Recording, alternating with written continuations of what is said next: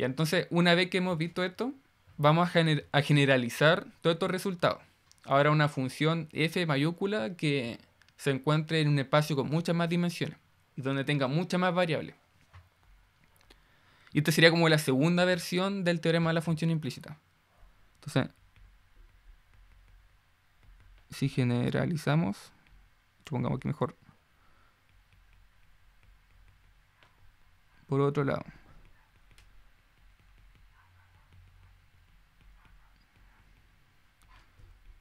Si generalizamos esto a una función que ahora tenga como ejemplo n variables y voy a tener otras m variables, que en este caso serían los i. Bueno, esta función me la lleva desde, bueno, en este caso sería desde Rn más m hasta Rn.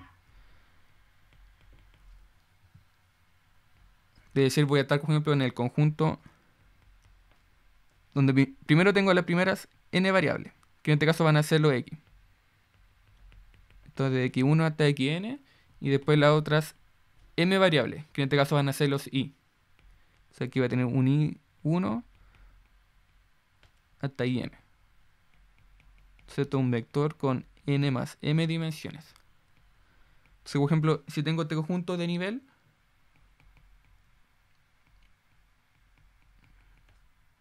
donde se cumple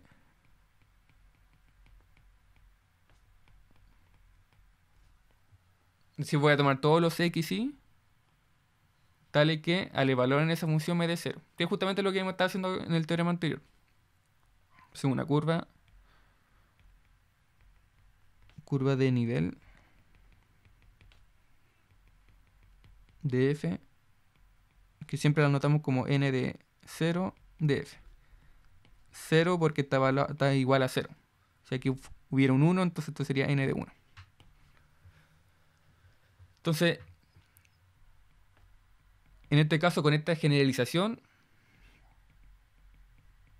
existirá una función,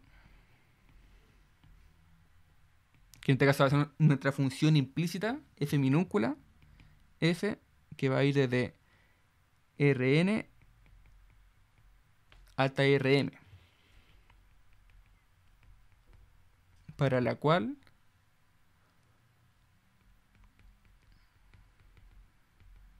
la anterior curva de nivel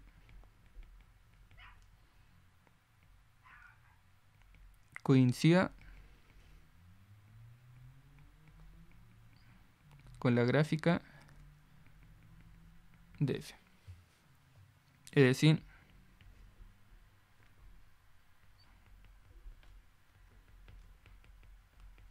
si tengo toda esta variable, tal que esto se haga 0, se va a tener de inmediato entonces de que voy a poder despejar toda esta de aquí, toda esta variable de aquí en términos de esta de acá. Entonces voy a tener toda esta variable como funciones de x1 hasta xm.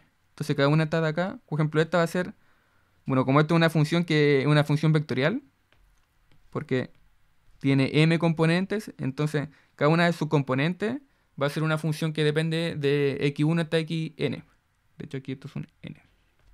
Entonces, por ejemplo, el i1 va a ser una función f1 que va a tener n variables. Y así. Todas estas componentes van a ser funciones.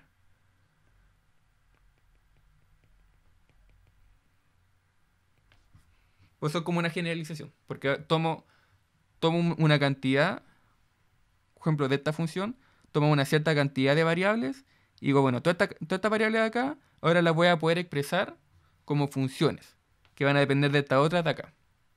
Ahora, por ejemplo, me puedo haber tomado todas estas de acá, desde el xn y hasta, no sé, poli de m, y decir que todas estas de acá se pueden expresar en términos de estas de acá. Cosas así. Cosas de este estilo se van a tener, en casos más generales. O de hecho, por ejemplo, también podría decir, bueno, me tomo esto, y si se cumplen todas las condiciones del teorema de la función implícita, voy a decir que todas estas variables de acá se van a poder expresar como funciones de estas variables. Entonces, por ejemplo, ahora tendría, por ejemplo, un x1 que va a ser una función que depende de esta de acá. Siempre y cuando se cumplan las condiciones del teorema. Entonces, al final, en términos muy generales, tomo una variable y la dejo en términos de la otra variable. Entonces, si existe esto, vamos a decir que la función está definida implícitamente. Entonces, si existe, diremos que f está definida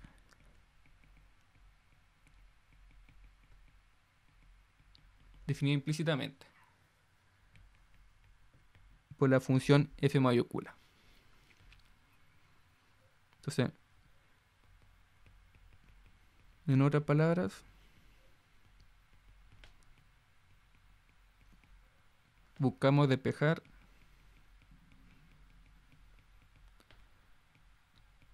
n variables, bueno, en realidad m variables, es decir, estas m variables de acá, en función de las otras n variables. Es decir, dejar esta en función de esta de acá. Así que, bueno, enunciamos todo esto de forma mucho más formal. Paga la redundancia. Entonces, teorema. Este sería el teorema de la función implícita en varias variables. Pongamos aquí varias variables. Que de hecho, usualmente a este teorema se le suele llamar como la segunda versión. Segunda versión del teorema de la función implícita. Y voy a ir un poquito para atrás. Y esta acá se le llama como la primera versión. De hecho, hay varias versiones del teorema de la función implícita. Pero al menos nosotros vamos a ver estas dos de acá. Entonces, esta se le llama, por ejemplo, la primera versión del teorema de la función implícita. De hecho, van a haber libros donde quizá, no sé, si se van a leer otro libro, puede que se encuentre con otro tipo de versiones. Pero son todas más o menos equivalentes. Digo más o menos porque no son en sí equivalentes. Por ejemplo, esta acá es es como un caso particular. En cambio, este caso es más general. Pero no están hablando al final, al cabo de la misma cosa.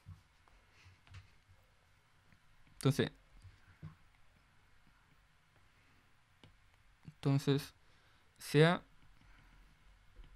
la función f, ahora va a estar definida, como dije, en Rn más m, y va a llegar a Rn.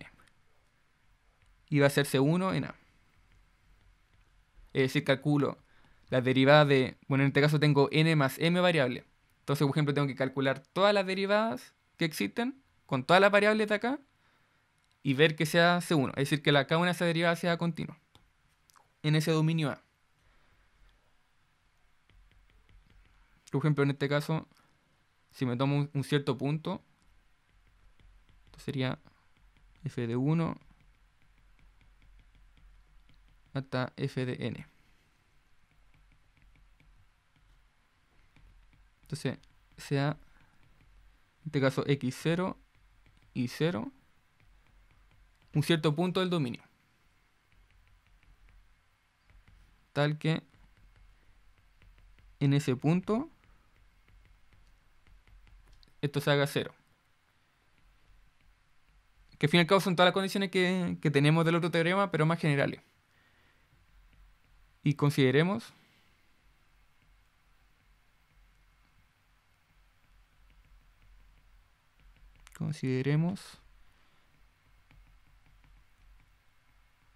la decomposición.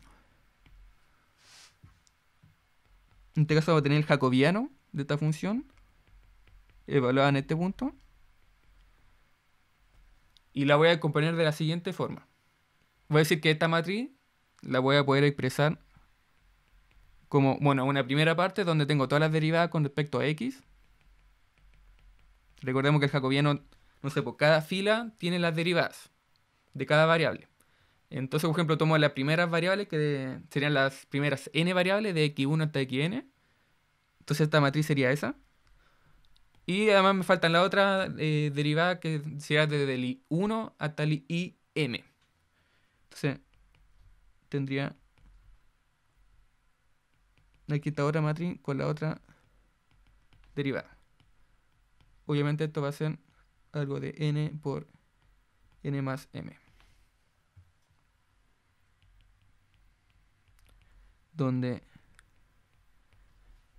por ejemplo, esta matriz de acá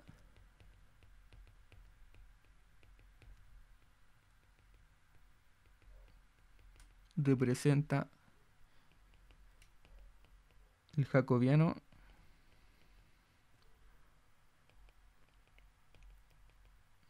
respecto a las variables x con m filas. M filas porque tengo justamente tengo m componentes de la función f.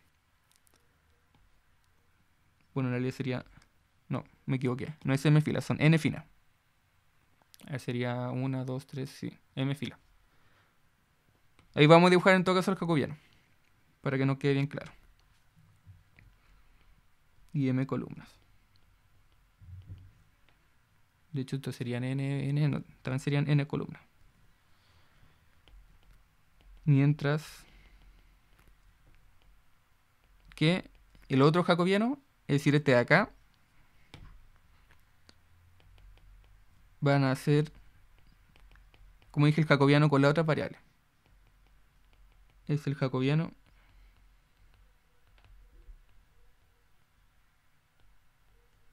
con respecto a las variables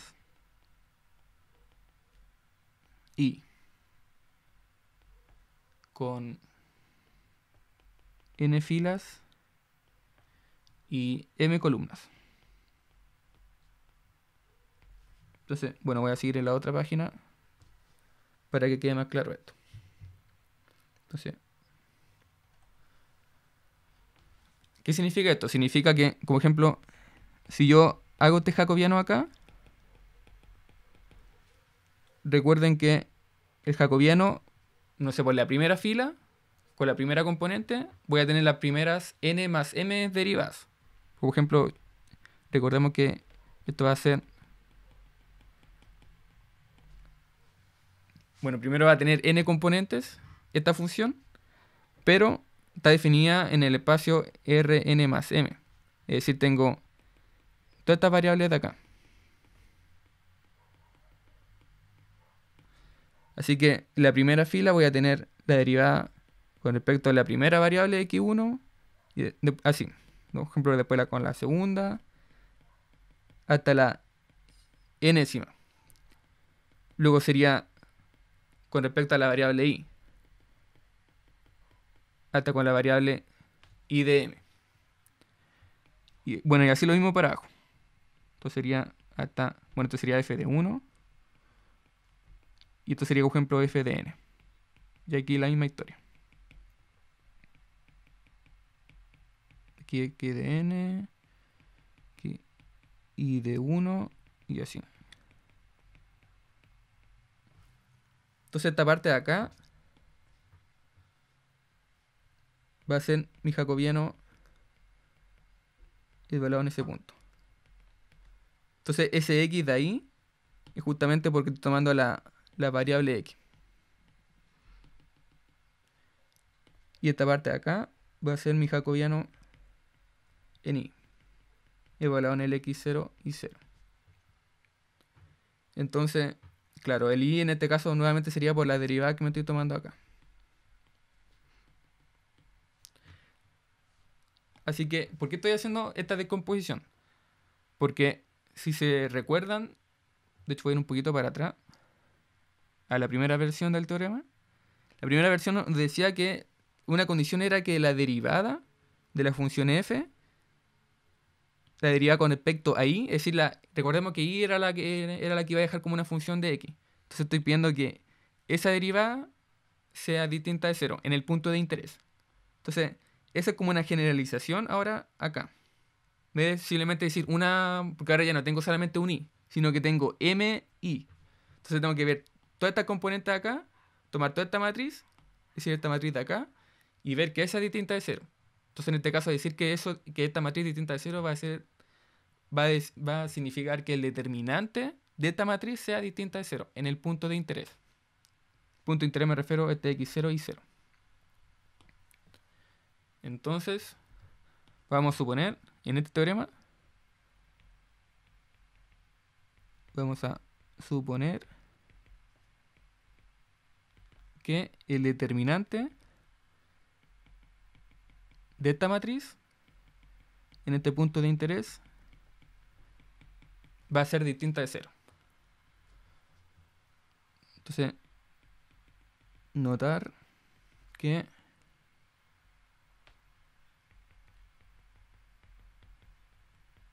esta matriz es una matriz cuadrada. Bueno, aquí era la matriz en I. Claro, es cuadrada porque de hecho, recuerden que cuando uno saca el determinante, uno saca el determinante de matrices cuadradas. Es decir que tiene la misma cantidad de componentes en la fila, o sea, en la columna, y la misma cantidad de componentes en la fila. Entonces, por ejemplo, en este caso, esto sería una matriz n por... a ver. Hay algo que aquí está bien, n por n.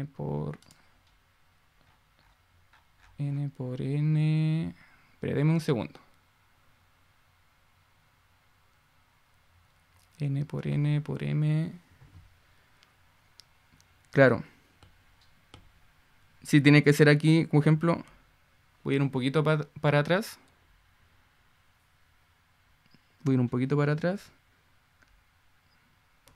Esto tiene que ser n por... Aquí m. Aquí puse m y era n. Sí, porque ahí tiene que ser determinante cuadrado. Sin determinante cuadrado no se puede cumplir esta condición de acá. Entonces aquí tiene que tener, la función f tiene que tener m componentes. Entonces, por ejemplo, esta parte de acá tiene que ser m. Para que se satisfaga bien el teorema. Entonces esta parte de acá es una matriz cuadrada con m filas y m columnas. Ahí sí. Así, pues ahí tiene todo sentido. M columnas, m filas, esto sería m filas, este sería n, ahí sí. Sí, porque si no, no tendría consistencia el teorema. Nosotros necesitamos que esta matriz de acá sea una matriz cuadrada. De esta forma, si uno calcula el determinante de esta matriz, entonces no va a tener ningún problema. Recordemos que yo nunca yo nunca puedo sacar el determinante de una matriz que no sea cuadrada. Es decir, que tenga distintas componentes acá que acá. Porque en ese caso el determinante no está bien definido. Entonces, claro, en este caso esto es una matriz cuadrada. De m por m. Ahí sí. Y dado eso, tendríamos ahí listo ese teorema. Entonces ahora una observación.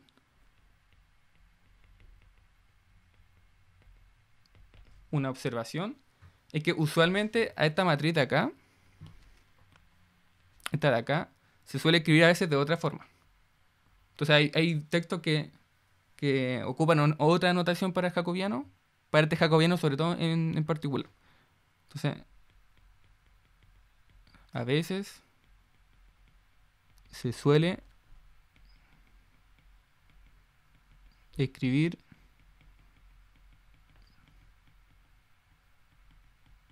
a este jacobiano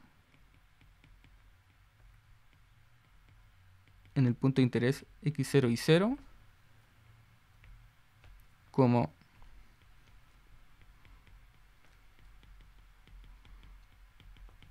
esta forma. Como que uno ocupa como la derivada parcial en este caso, pero en este caso como el jacobiano con las y variables, entonces va a tener i de 1 hasta i de m variables en cada una de las componentes de la función.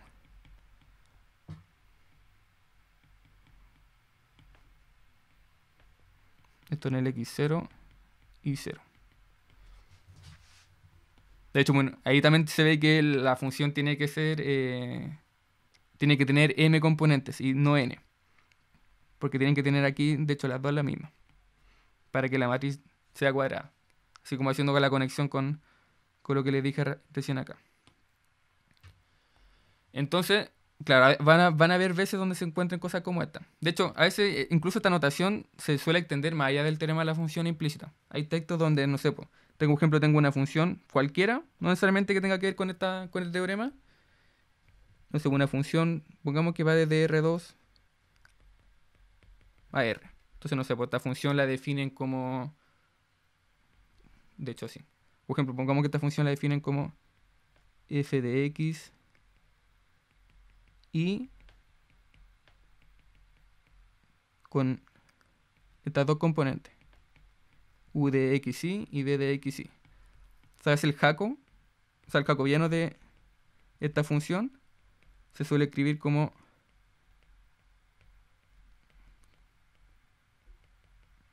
esto. Bueno, esto no es evaluado, no sé, bueno, esto está evaluado en un cierto punto. En un cierto punto x0 y 0. Entonces esto sería en el x0 y 0. Como que es muy normal ocupar esta notación de acá. En vez de la del d de f. Y entonces, con estas dos observaciones, ahora veamos un ejemplo de cómo sería esta generalización del teorema de la función implícita. En este caso teniendo más variables, no solamente una como el ejemplo anterior, sino ahora, por ejemplo, dos variables. Así que voy a tener una ecuación donde va a tener un x y z. Y el z lo voy a querer despejar en términos de x. Y con este ejemplo terminaríamos la clase por hoy día. Entonces, ejemplo.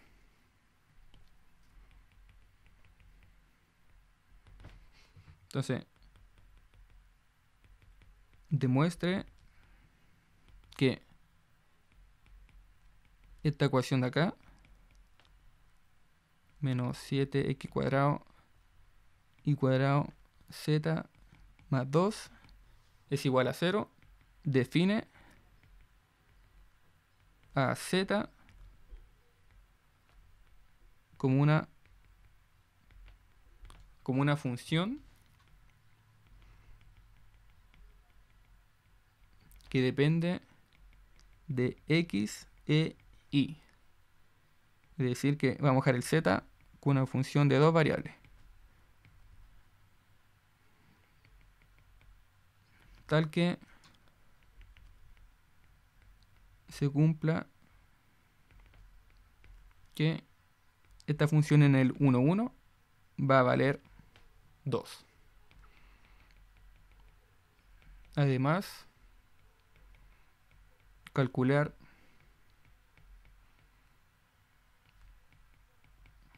estas dos derivadas. Entonces, fíjense que como pareció al otro ejercicio que vimos, pero ahora un poco más general. Porque ahora tengo dos variables. Entonces, hay que hacer exactamente lo mismo de siempre. Hay que ver si se cumplen las condiciones del teorema, de la función implícita. Y vamos a definir una función f que contenga toda esta parte de acá. Entonces, sea f de xy, z, esta función de acá. Y vamos a ver que esta función cumpla las condiciones del teorema. Entonces, veremos que f satisface todas las condiciones del teorema. Se puede ir a la otra página. Vamos a copiar esto de acá. Y vamos a trabajar con esta función. Está bien escrita, ¿cierto? Para no cometer el mismo error de... Sí, está bien escrita. Para no cometer el mismo error de la semana pasada. Y entonces, como vimos en el teorema, se tienen que cumplir las mismas tres condiciones. Es decir, que esta función sea C1, que su derivada en Z, o en este caso el jacobiano de esto en Z, su determinante más bien dicho, sea distinto de 0. Y la otra condición era que en el punto de interés, que nosotros estemos viendo esto sea 0. Entonces esas tres condiciones hay que ver si se satisfacen. Entonces, veamos si en el punto de interés se cumple justamente esta cosa de acá. En este caso el punto de interés, si nos vamos un poquito más atrás, el x0, y0 y z0 sería este de acá. Este sería x0, y0, z0. Entonces nosotros buscamos que esta función en el 1, 1, 2 sea igual a 0. Y de hecho esto se cumple. Veamos. Esto sería 2 al cubo más 2 a la 4. O sea, estoy reemplazando aquí. 2 al cubo, 2 a la 4, 2 a la 2. Por i, pero i es 1. Menos 7. X e i al cuadrado son 1. Estaría por 2. Por 2 más 2. Esto de acá. Entonces esto sería 8 más 4. Bueno, esto sería 2. O sea, 12. Menos 14 más 2. Claro, es 0. Porque esto sería 14 menos 14, 0. Entonces, se satisface la primera condición. Ahora, la segunda condición era que la derivada, o sea, que la función f sea C1. Entonces, f es C1. Por eso teníamos que ver la derivada de esta función. Entonces, por ejemplo, si derivamos con respecto a x, nos quedaría... Bueno, esto se hace 0, esto se hace 0, y me quedaría solamente esta parte de acá. Me quedaría menos 14x por y al cuadrado por z. Ahora si hacemos esto con respecto a y, nos quedaría esto 0, nos quedaría z cuadrado, y nos quedaría esta parte de acá. Entonces me quedaría z cuadrado menos 14x cuadrado por y por z. Y lo mismo en z. Entonces tendría que derivar esto y esto con respecto a z. Y me quedaría como 3z cuadrado más 2z por y menos 7x cuadrado y cuadrado. Entonces aquí ocupamos siempre el mismo argumento. Ver si cada una de las componentes es una función continua. Y luego por álgebra de funciones continuas sería toda la función continua. Entonces aquí, nuevamente, ninguna de estas componentes se me indefine en ningún momento. Así que esto es continuo, esto es continuo, esto es continuo. Todo esto es continuo. Lo mismo acá. Ninguna se indefine, así que todo esto es continuo. Y lo mismo acá. Entonces por álgebra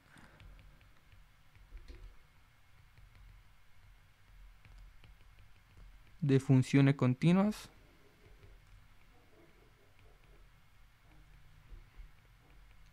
sabemos que estas tres funciones,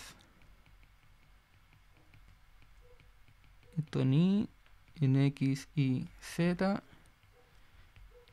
y esta última función en x y z, son continuas en todo R3.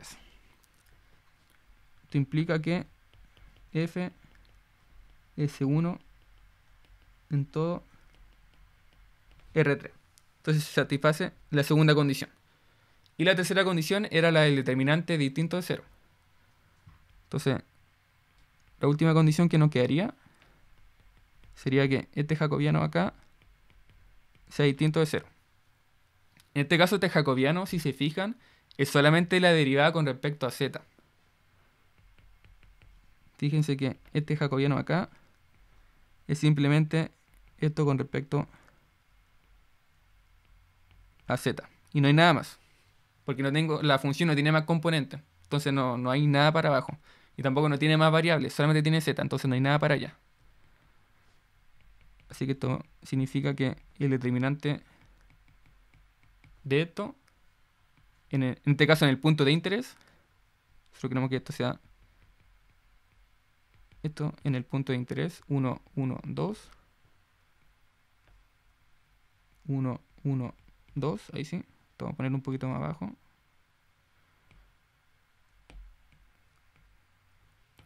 Entonces queremos que en este punto sea distinto a 0. En este caso sería la derivada con respecto a z en el 1, 1, 2. X y z. Y ver que esto es distinto de 0. En este caso la derivada con respecto a z la habíamos calculado recién. Yo voy a copiarla. Voy un poquito. ¿Dónde está? Acá está.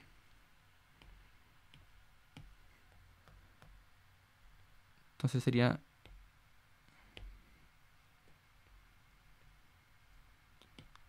esta cosa de acá. Entonces si evaluamos en el punto 1, 1, 2, nos quedaría, sería 12 más 4 menos 7. Esto sería lo mismo que 16 menos 7. Esto sería 9. Así que esto es distinto de 0. Así que este determinante en ese punto, en el 1, 1, 2, es distinto de 0. Así que se satisface las tres condiciones para que se cumpla tenemos la función implícita. Entonces voy a ir a la otra página. Y estamos casi terminando. Entonces, por lo tanto, por el teorema de la función implícita, esta sería la segunda versión.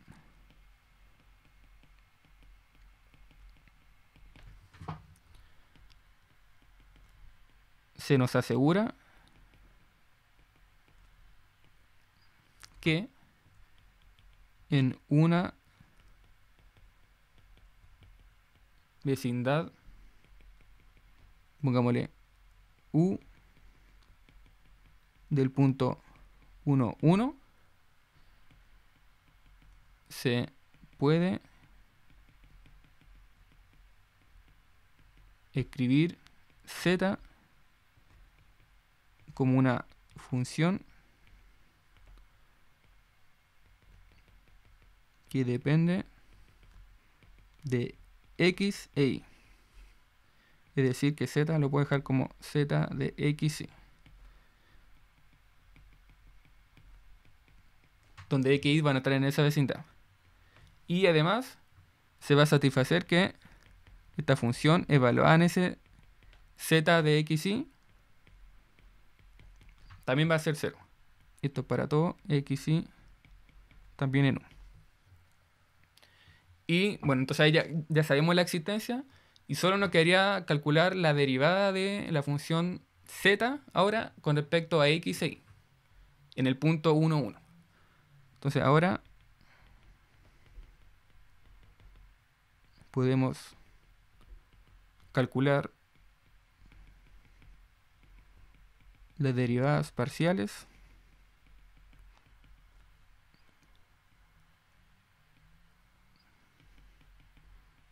de z de x y en U. ¿Y cómo podemos hacer esto? Al igual que el ejemplo anterior, ocupando esta cosa de acá. Entonces vamos a ocupar esto, lo vamos a derivar con respecto a x y con respecto a y. En este caso lo vamos a hacer solamente con x porque con y va a ser análogo. Y lo evaluamos esto en el 1, 1. Entonces vamos a tomar esta función de xy en z de xy. Y esto lo vamos a derivar con respecto a x. Entonces en este caso la función dijimos que tenía esta forma. De hecho voy a ir un poquito más atrás. Vamos a copiar la forma de la función f. Y esto lo vamos a derivar con respecto a x.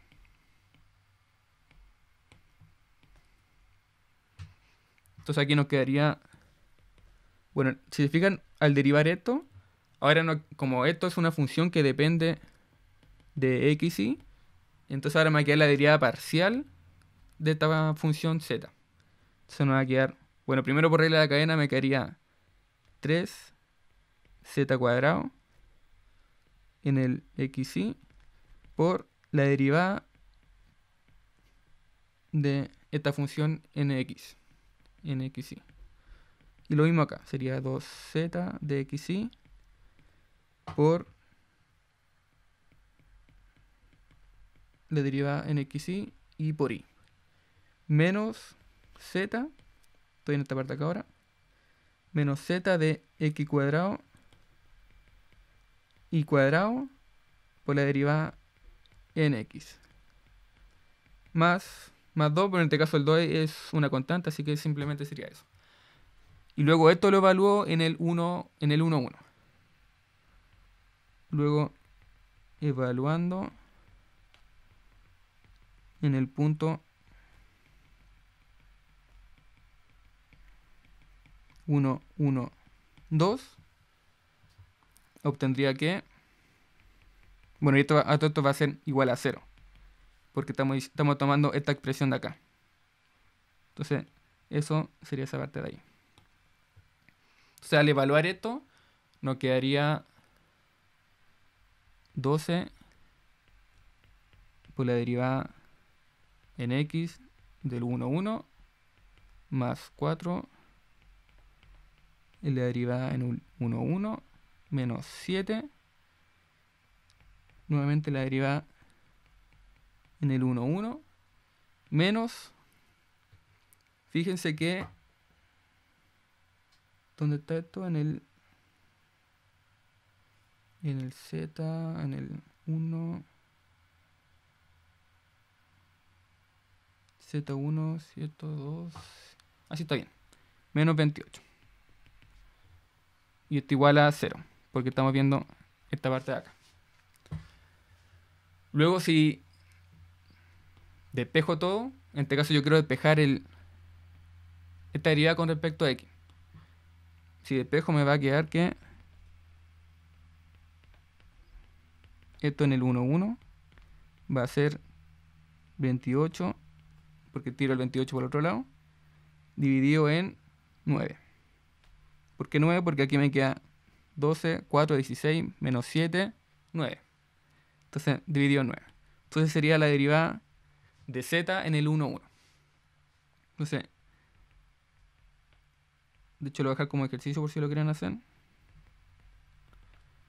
Hace la derivada en el y, en el 1, 1. Que sería lo mismo. Sería derivar esta expresión de acá con respecto a y. Y luego evaluar en el 1, 1, 1. O sea, en el 1, 1, 2. Y eso. En este caso, para terminar, si se fijan en este ejemplo, tomé simplemente una ecuación. Voy a ir un poquito para atrás. Como ejemplo me tomé esta ecuación de acá. O más bien dicho, esta de acá. ¿Dónde está? Esta de acá. Pero perfectamente se le pueden haber dado dos casos. Donde tendrían, por ejemplo, dos ecuaciones. Esta de acá y otra ecuación que también tenga x, y z. Entonces tendrían dos ecuaciones. Entonces ahí tendrían que definirse dos funciones f de x y z. Que justamente es lo que se está haciendo acá. De hecho, en el teorema, usualmente se está... ¿Dónde está? Se está definiendo esta función en R de m. Entonces, por ejemplo, si se definen dos funciones, como serían dos funciones, serían con dos componentes, así que sería f que caería en R de 2. Entonces tendría una f de 1 y f de 2. Una para esta ecuación y otra para la otra ecuación. Ahora, si le definen, por ejemplo, en otro ejemplo, tres ecuaciones, entonces tendrían una f de 1, f de 2, f de 3. Entonces aquí sería un 3. Pero en este caso, este ejemplo era solamente una ecuación. Así que tengo solamente uno, así que tendría solamente un f de uno. Que fue el f que me definí en todo el rato. Y eso. Creo que ahí quedaría como todo un poquito más claro. No sé si hay dudas. Profe, ¿Sí? eh, me perdí. ¿De dónde salió ese -28? Perdón. Porque, fíjate. De hecho, aquí se me fue a poner este término. Pero fíjate cuando estoy haciendo la derivada con respecto a x. Porque estoy haciendo la derivada con respecto a x, ¿cierto? Entonces, claro, me queda esto. Pero acá hay un x también. Entonces aquí me quedan dos términos. Me queda uno cuando derivo este y una cuando derivo este. Entonces, aquí se me fue ponerlo. Me quería 14 x cuadrado. X, no, x nomás, por z. De x sí. Ahí sí. Porque, por ejemplo, yo hice la derivada con respecto a esa parte de ahí. Entonces esa parte de ahí la estaría acá. Cuando derivé con respecto a x. Derivé esa parte de ahí. Pero no coloqué ese término aquí. Cuando hago la derivada con respecto a x en este término, me quedaría esa parte de ahí. Y ahí me quedaría el 28. Porque aquí me quedaría 1, 1, 2. Hasta acá sería menos 28. Entonces por eso pues el 28 lo tiro para el otro lado y me quedaría eso. Sí, ahí se me fue a poner ese término. Así que gracias por esa acotación. ¿Se entendió, cierto? Sí, bro, sí, lo entendí. Gracias. Ah, ya. Ya, entonces lo dejaríamos hasta acá y nos veríamos mañana a la misma hora.